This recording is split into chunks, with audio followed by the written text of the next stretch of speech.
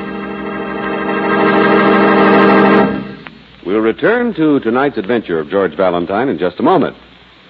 Maybe sometime this month or next you'll find yourself motoring through scenic mountain country. It may be pleasant, even cool for you.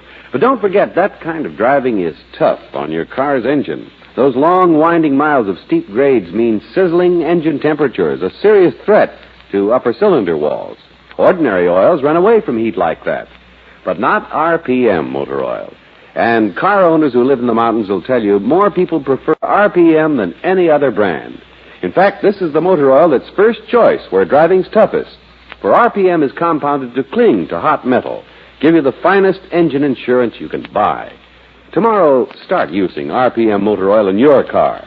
Ask for it at independent Chevron gas stations and at standard stations where they say and mean we take better care of your car.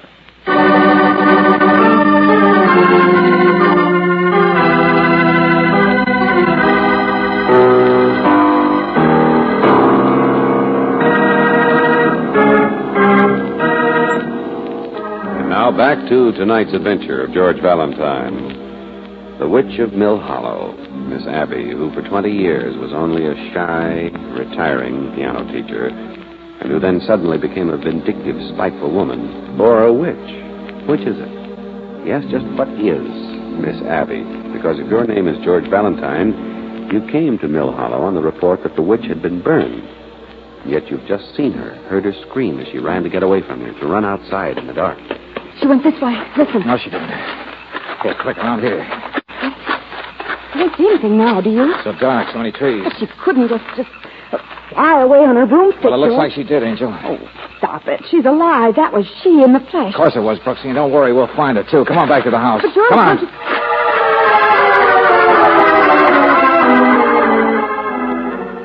Hey, see what I mean? She'd been rifling the place, going through the desk, frantic, stuff spilled all over. But this is the Widow Lawrence's house. Yeah, only what was the witch looking for here? More important, George, where's the Widow Lawrence?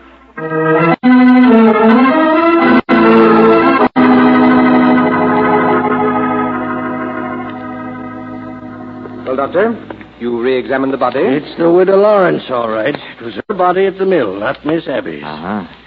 Well, Mr. Oric, now who'd want to murder the Widow Lawrence, richest woman in town, exact opposite of the witch? The widow always kept her mouth shut. Now, wait, Mr. Valentine. You understand it was a logical mistake to make about the body and all, don't you? Of course it was. The witch was generally hated, but no one had anything against Mrs. Lawrence. I said wait. She was murdered. Definitely murdered. I found where that bullet had scraped the bone. Well, what do you think, Mr. Oric? I don't know. Isn't it possible that in the dark... No, a person doesn't get hit by a bullet by mistake. No, of course not. No. It wasn't that somebody thought it was Miss Abby. But the children, they saw Miss Abby last night. Add it up. Don't you see what I'm driving at? We have exactly one suspect for the murder of the Widow Lawrence. Yes. The only person in town who might have done such an irrational thing as to... Hey, the witch! I saw her! Huh? What's that? Where? The witch, outside, ran up into her house. Her own place? Well, come on.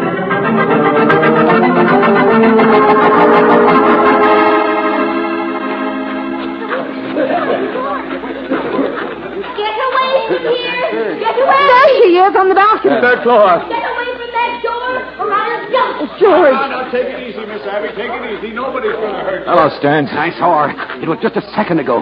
She came up the dark street, tried to duck in there without being spotted. Yeah. He's been running since yesterday, been hiding. My fault. Should have had her locked up long ago. Yes, Dudley, get away from that front door, or you'll never get this! Yes, why would she hide, Mr. Valentine? Oric, stop it. But look at her. She must be the one. She hated Mrs. Lawrence. The widow was trying to get her sent out of I town. said stop it. No, it's not true. You know it's not, Miss Oric. Abby, I'm warning you. Take it easy, Dudley. Doctor, it's got to be she killed It's her. not. No, She cut it out, couldn't cut it have. out. both of you. Mr. Valentine, Hey, I Brooksy, want... get over there. Tell Dudley to calm her down. Do anything, but calm her down. Valentine, please, listen. All right, Doc. Let's have it fast.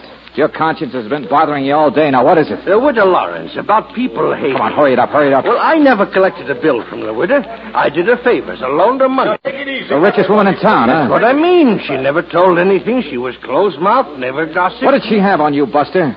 What were you hiding? Oh, nothing much, just about some gambling when I was younger. But do you see, if people knew my Never mind, you practice... said enough, friend.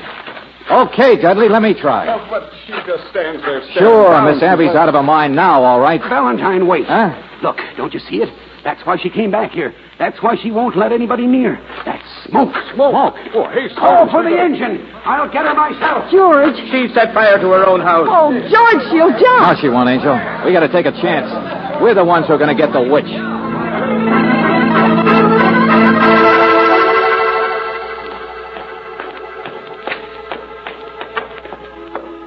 George, there's smoke coming from in back, too. Yeah, from both sides. You get out of here, Brooksy. Get out of this building. It's built with paper. Come on, Brooksy. Step on it. I can do it myself. Well, all right, George, but hurry. Come on. Hey, Stearns, wait. Where are you? Stearns!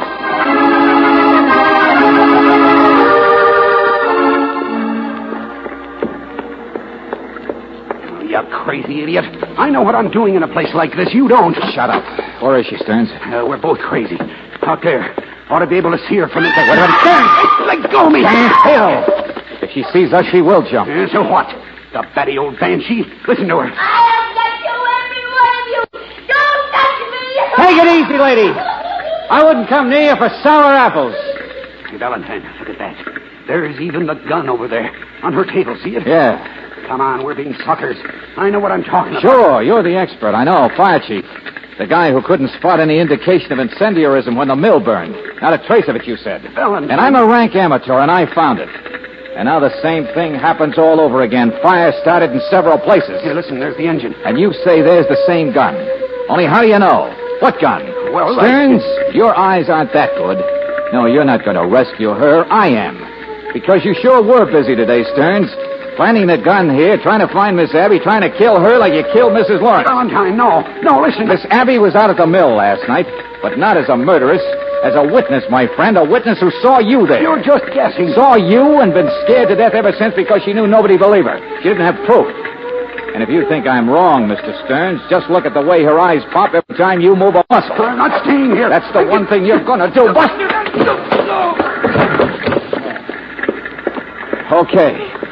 Okay, Miss Abby. Did you hear all that? Now, look, I'm a stranger, Miss Abby. I won't hurt you. No, don't touch me. I was... Witches, so... Hey, Okay, lady. And we'll just let somebody else rescue the fire chief.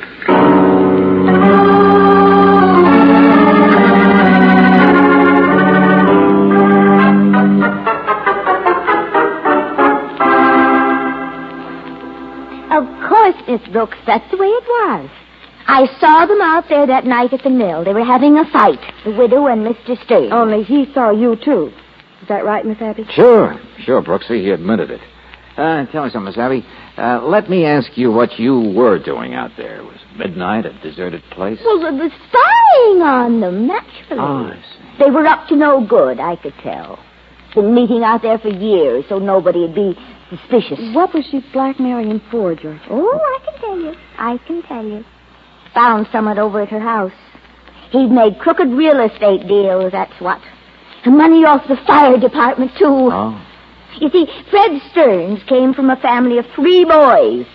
And every one of them has a piece of scandal that you could cut with a... Look, please. Never mind that. Well, don't you want to hear about it? And about the other nice ones, too. Mr. Silas Orrick and Dr. Miss Abby, Ransom. I'm only interested in putting together a crime. Well, Yeah. Stearns fought with a widow and killed her. In passion, he claims. Then he was terrified with a witness running loose. Even if it was a witch... excuse me, I'm sorry. He got his one feeble chance at you when you came back to your own house blind with fear.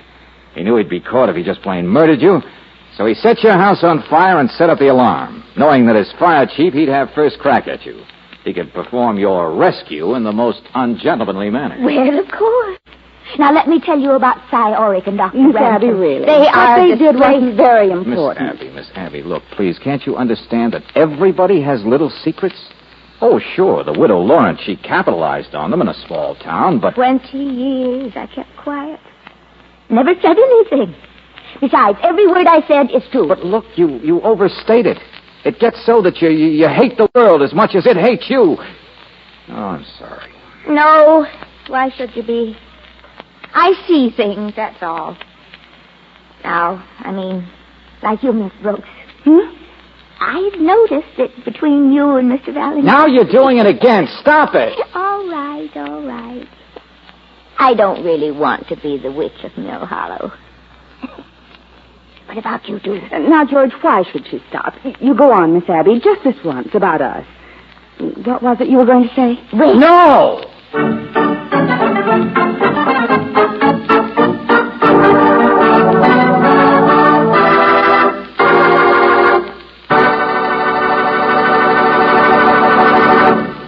Before you start out on your vacation motoring trip, you can read all kinds of books and literature about the places you'll visit. But for helpful, up-to-date information as you travel, depend on the men who know the locality, the men at standard stations and independent Chevron gas stations. You may want to know where there's a hardware store, a druggist, or what sightseeing trips you should take in some areas. At all these service stations, you'll get friendly, courteous answers fast. And here, for your convenience, you're always sure of finding restrooms that are clean and tidy. For these restrooms are inspected often, re-cleaned, and well supplied with soap and towels. So remember, when you start on your vacation, for local information and convenience, depend on independent Chevron gas stations and standard stations, where they say and mean, we take better care of your car.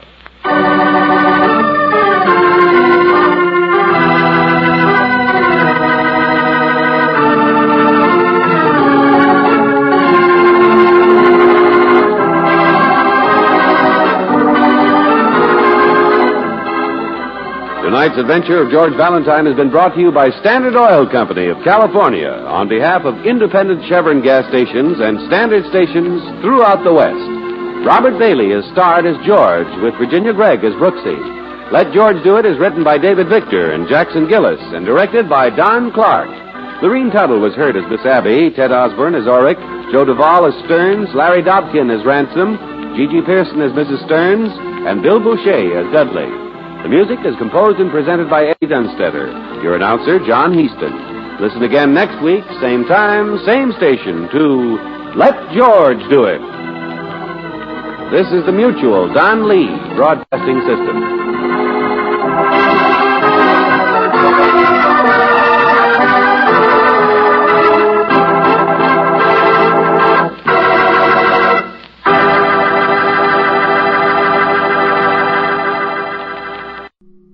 Welcome back. Well, once again, an episode of Let George Do It comes out in a different way than the story was leading us, with a very big surprise twist ending. It does appear that the quote-unquote witch of Mill Hollow was just someone who liked the idea of gossiping and airing dirty laundry, but had just been too timid to actually do it. I like the standard slash Chevron ad towards the end, boasting of the cleanliness of the facilities. It may seem like an odd thing to emphasize, and I've never heard it emphasized in any modern ads, but it definitely is a comfort when you're traveling on the road. We do have a couple listener comments. David writes in to say thank you for our last video theater, The Fatal Hour. Thanks for the movie, Adam. I have been a big fan of the podcast from the start and just wanted to say thanks again. Please keep up the good work. And then just a simple love the show. All right, well, that will do it for today. We will be back tomorrow with Sherlock Holmes. In the meanwhile, send your comments to box13@greatdetectives.net. Follow us on Twitter at Radio Detectives and give us a call, 208-991-4783. But from Boise, Idaho, this is your host, Adam Graham, signing off.